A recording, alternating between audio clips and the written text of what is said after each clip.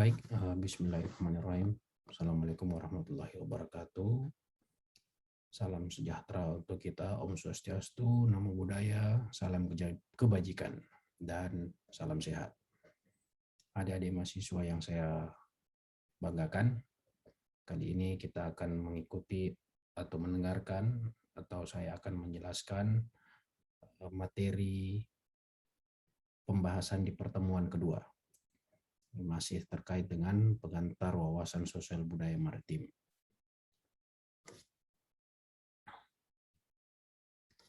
Mata kuliah wawasan sosial budaya maritim atau sebelumnya disebut budaya bahari termasuk dalam kelompok mata kuliah umum yang diwajibkan bagi setiap mahasiswa dari semua fakultas di lingkungan Universitas Hasanuddin. Segala kelas termasuk kelas non-reguler internasional wajib mengambil mata kuliah wawasan sosial budaya maritim. Pengadaan mata kuliah WSBM ini dengan 2 SKS diberlakukan sejak tahun 2021, mulai tahun 2021 sampai 2021-2022 menggantikan kedua mata kuliah ilmu budaya dasar atau IBD dan mata kuliah ilmu sosial budaya dasar atau ISBD yang sebetulnya masih di beberapa universitas mata kuliah tersebut masih dipertahankan hingga saat ini.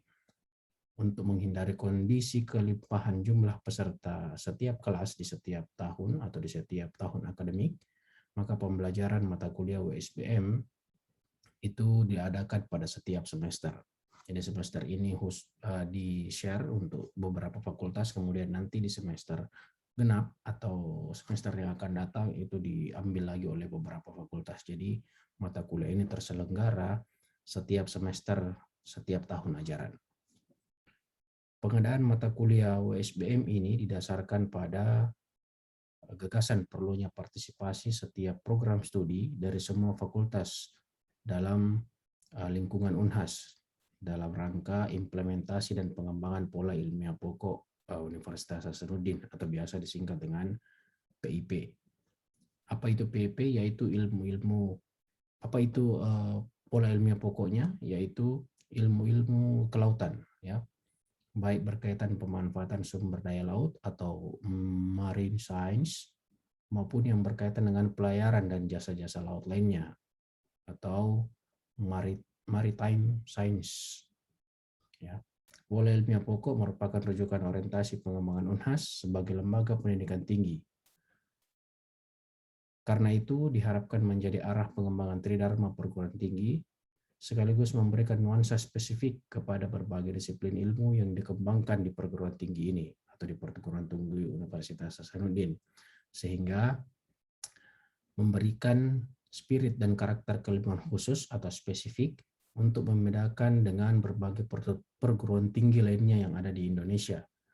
Jadi nuansa kelautan, pola ilmiah pokok dikembangkan secara tersebar pada berbagai disiplin ilmu pengetahuan yang diasuh oleh fakultas-fakultas yang ada di Universitas Hasanuddin, sekaligus dapat dikembangkan secara memusat pada kesekumpulan ya disiplin ilmu yang membentuk program studi yang mendukung pola ilmiah pokok itu secara melembaga dalam satu fakultas.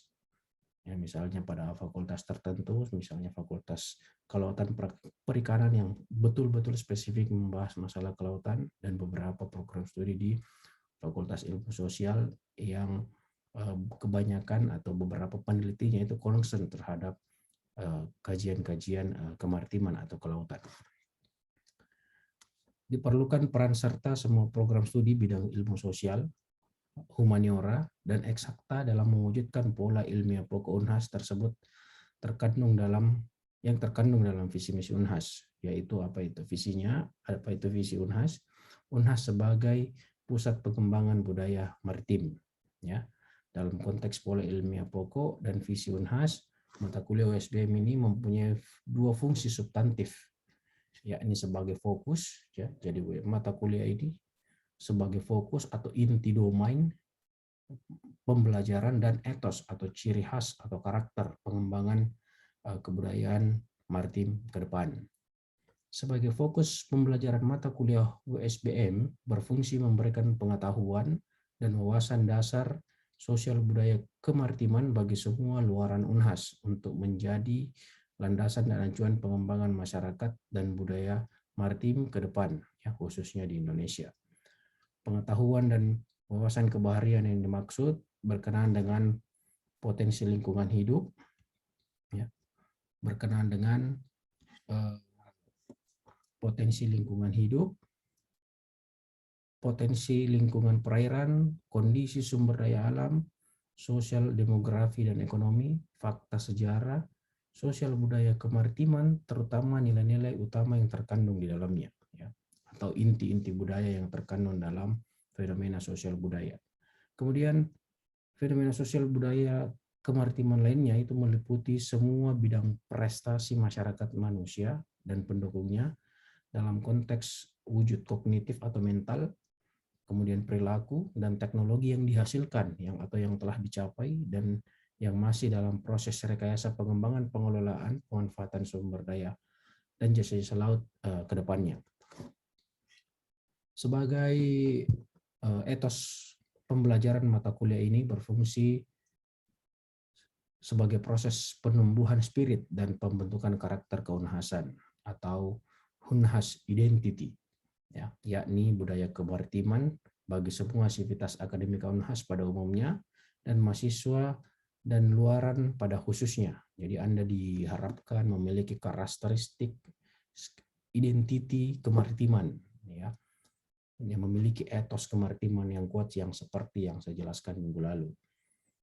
Suatu lembaga perguruan tinggi yang terkemuka dan berwibawa bukan hanya diukur dari keluasan dan kompleksitas serta pesatnya pengembangan program studinya seperti yang di Unhas, tapi juga pada kemampuan membentuk dan memancarkan identitas diri keluar untuk dikenal oleh masyarakat, pemanfaatan prestasi akademik pada umumnya, ya, dan dunia komunitas perguruan tinggi tingkat nasional dan internasional pada khususnya. Jadi karakteristik kemaritiman ini tujuannya adalah untuk memberikan Anda ciri khas karakteristik yang berbeda dengan universitas-universitas yang lainnya. Misalnya kalau di UGM menetapkan PIP-nya pada program pengembangan pedesaan pada umumnya, sedangkan di ITB dengan teknologi kecanggihan atau hal-hal yang terkait dengan pengembangan teknologi.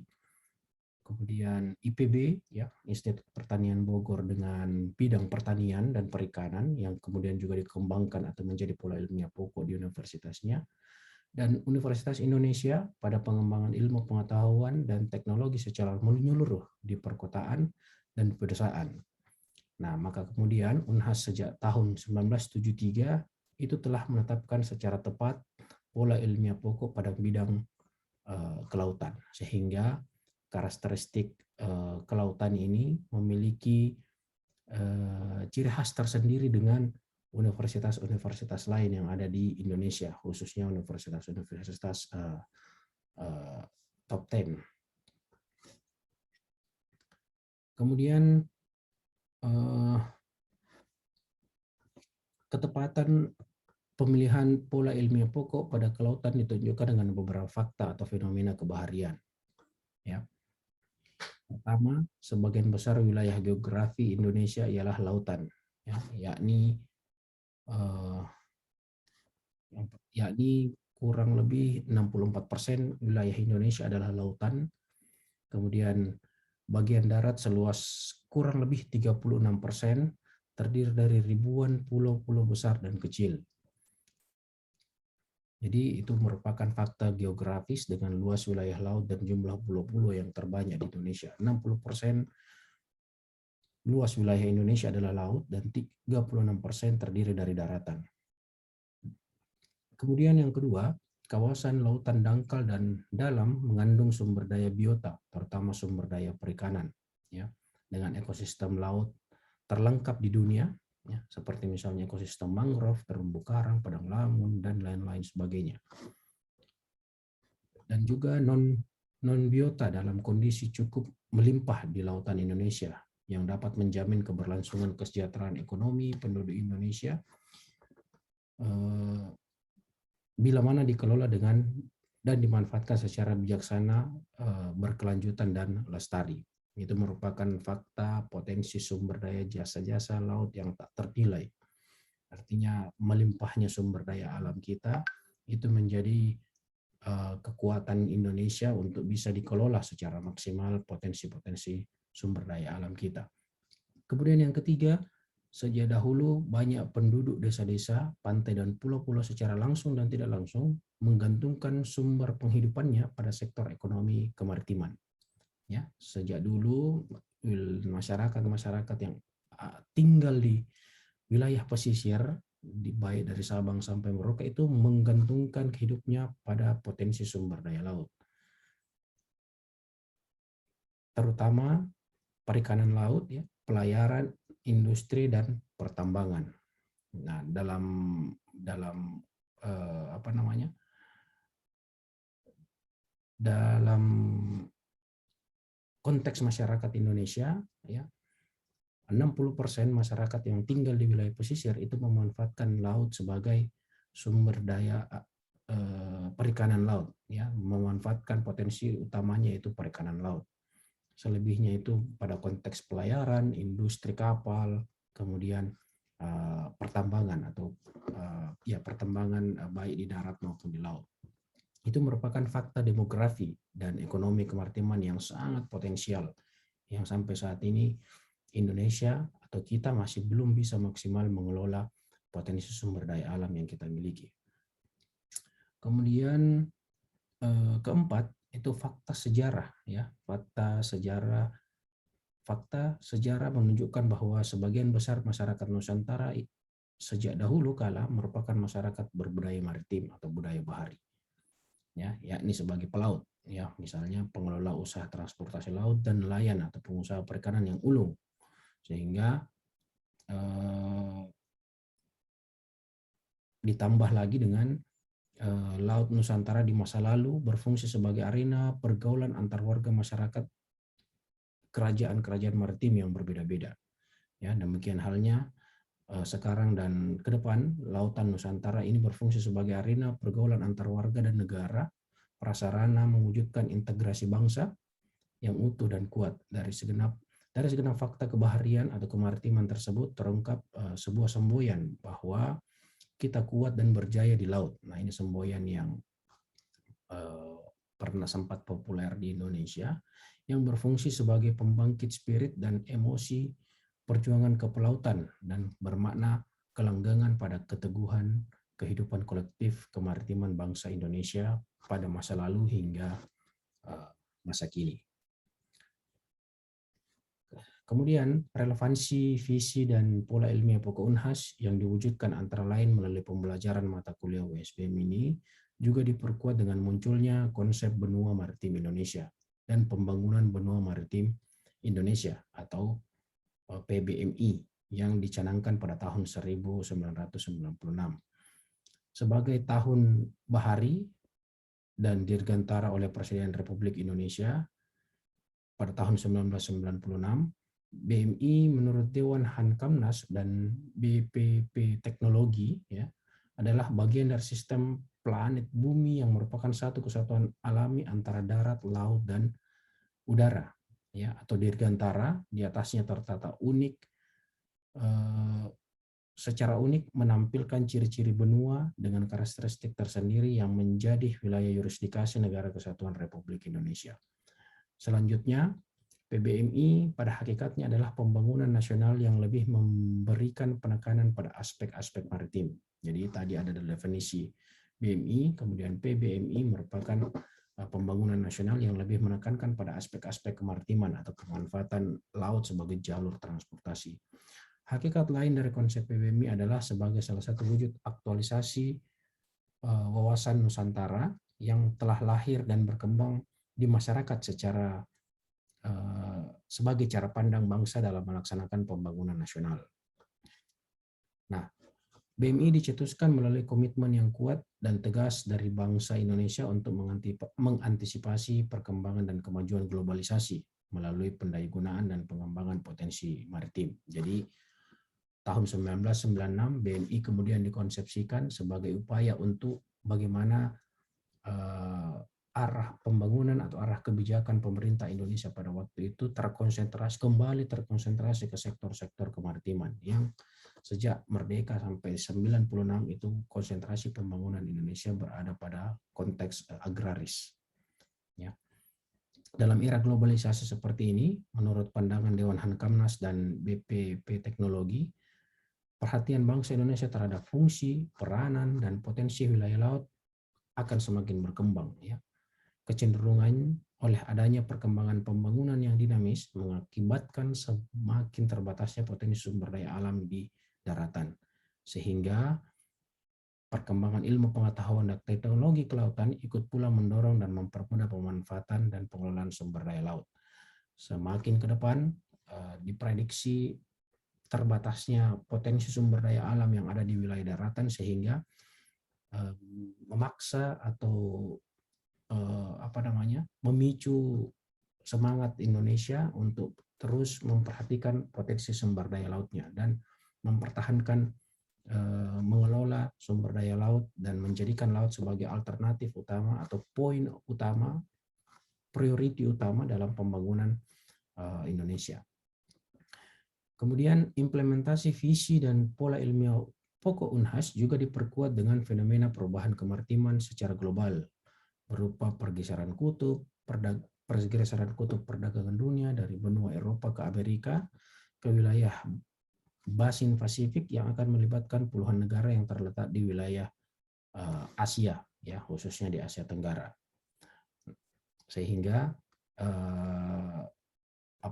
laut sebagai Indonesia sebagai poros maritim atau sebagai posisi yang sangat strategis di antara benua Australia dan benua Asia yang besar, kemudian diapit oleh dua Samudra Hindia dan Samudra Pasifik, kemudian menjadikan Indonesia memiliki posisi strategis dalam rantai jalur transportasi kelautan, sehingga peran Indonesia dalam kontribusinya membangun kebijakan-kebijakan transportasi laut, kebijakan-kebijakan jalur laut itu sangat berarti dalam dunia internasional.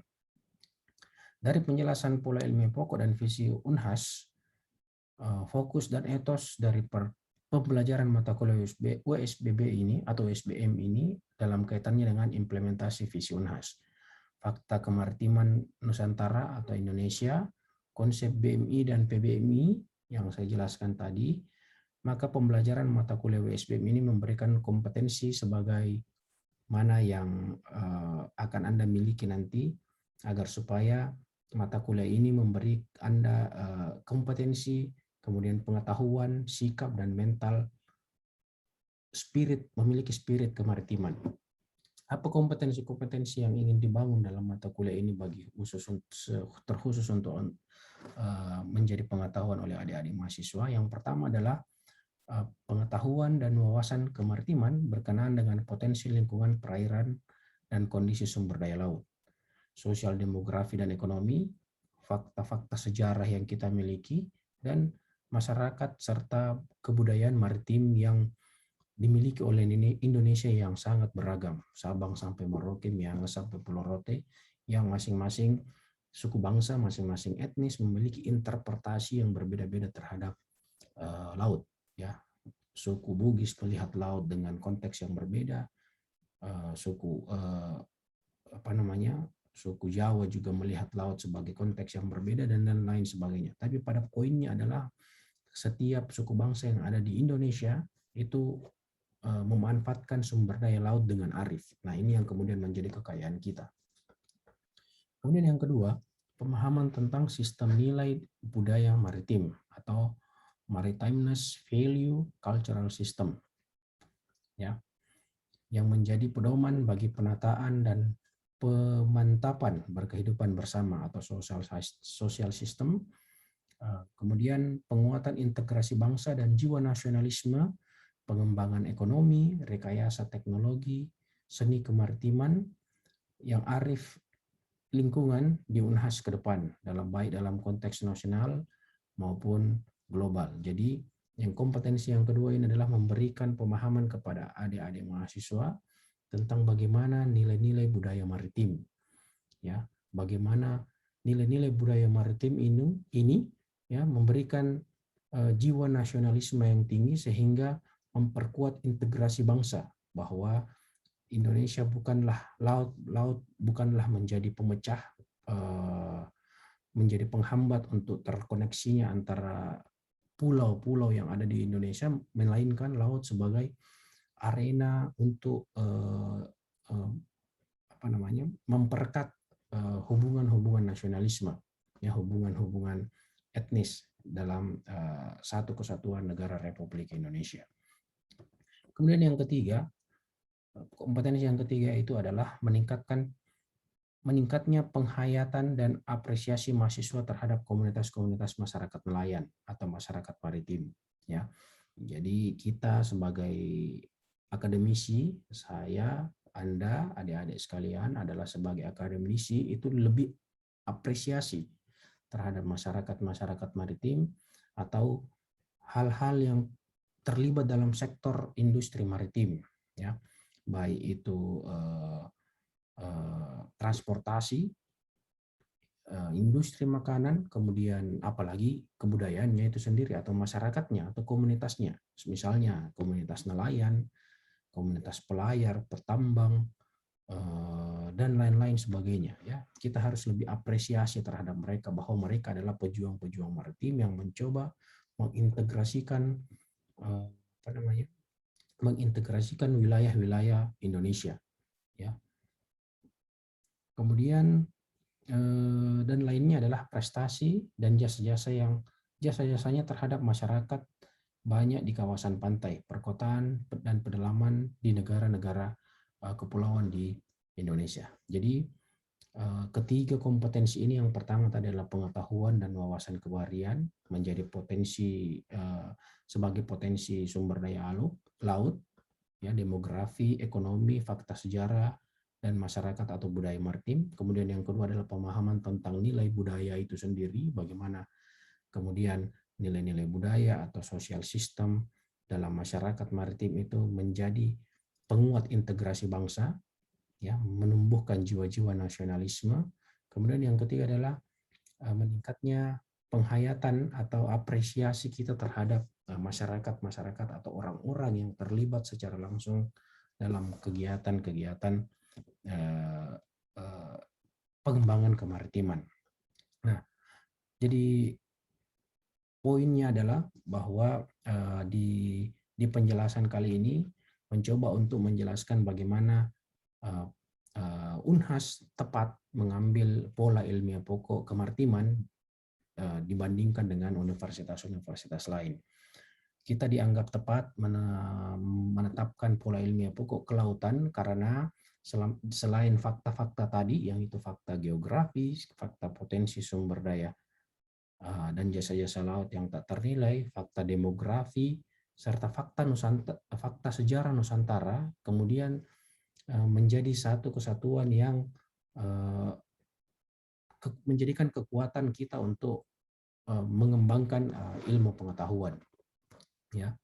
Apalagi kita adalah orang Bugis Makassar yang sangat dekat dengan kelautan.